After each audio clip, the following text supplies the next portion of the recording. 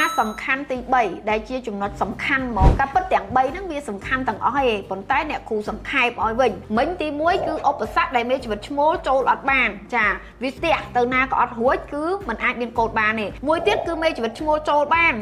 អត់មានស្ទះកន្លែងណាទេស្រាប់តែមកមេជីវិតនេះនឹងអត់មានអញ្ចឹងអាហ្នឹងក៏អត់កូនដែរកត្តាទី3មេជីវិតឈ្មោលចូលបានចាមេជីវិតនេះមានបានជួបគ្នាហើយប៉ុន្តែមានឧបសគ្គវិញឧបសគ្គឧទាហរណ៍ថាកូននឹងមិនអាចចូលមកក្នុងស្បូនបានក៏វិវត្តទៅជាកូនក្រៅស្បូនដែរមួយទៀតបើសិនជាស្បូនស្ត្រីនឹងមានឧបសគ្គឧទាហរណ៍ថាសន្ទាប់ស្បូនគាត់ស្ដើងឬក៏មានដុំមានអីដុះនៅកន្លែងស្បូននឹងមានជំងឺនៅក្នុងស្បូនពេលដែលកូនតោងមកដល់កន្លែងហ្នឹងគឺវាមានវិបត្តិទៅជាកូននឹងគេហៅថាលូតលាស់អត់បានឬក៏ជំងឺផ្សេងអញ្ចឹងកត្តាហ្នឹងគឺកត្តាជំងឺនៅក្នុងស្បូនដែលកើតឡើងដោយសារតែរឿងអរម៉ូនទី1ទៀតគឺកត្តាដែលស្បូនស្ត្រីហ្នឹងមានជំងឺដូចជាជំងឺកាមរោគដែលវាធ្វើឲ្យរលាកឬក៏ធ្វើឲ្យមានការបង្ករោគឬក៏មានដុំមានដុសសាច់នៅក្នុងស្បូនឬក៏ប្រភេទជំងឺគេហៅថាអង់ដូមេត្រីយ៉ូស៊ីតបអង់ដូម៉ែតដុសខុសទីតាំងហ្នឹងក៏វាជាហេតុធ្វើឲ្យអាសន្ទាប់អង់ដូម៉ែតហ្នឹងมันមានកន្លែងឲ្យកូនតោងព្រោះកូនបានចូលមកក្នុងសន្ទាប់ស្បូនគឺត្រូវបានចិញ្ចឹមបីបាច់ថែរក្សាដោយអាសន្ទាប់អង់ដូម៉ែតហ្នឹងដើម្បីត្រ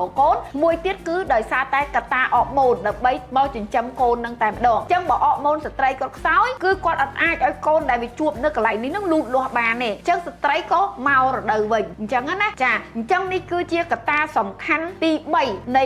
បញ្ហាអត់កូនចំពោះស្ត្រីអ្វីដែលអូនចាំគឺអូនត្រូវតែចាំទាំង3ហ្នឹងហើយអូនក៏ត្រូវតែស្វែងរកបញ្ហាទាំង3ហ្នឹងដែរដើម្បីវាយតម្លៃថាអូនមានបញ្ហាណាមួយសំខាន់ដែលធ្វើឲ្យអូនអត់កូនការពិតបញ្ហាអត់កូនមានកត្តាច្រើនប៉ុន្តែអ្នកគ្រូសាមរ័យឲ្យអូនយល់ពីដំណើរនៃការបង្កកំណើតអញ្ចឹងអូនអាចនឹងយល់ច្បាស់អំពីថាយើងមានឧបសគ្គកន្លែងណាមួយអាទី1អាទី2ឬក៏អាទី3អូនយល់អត់ចាអរគុណ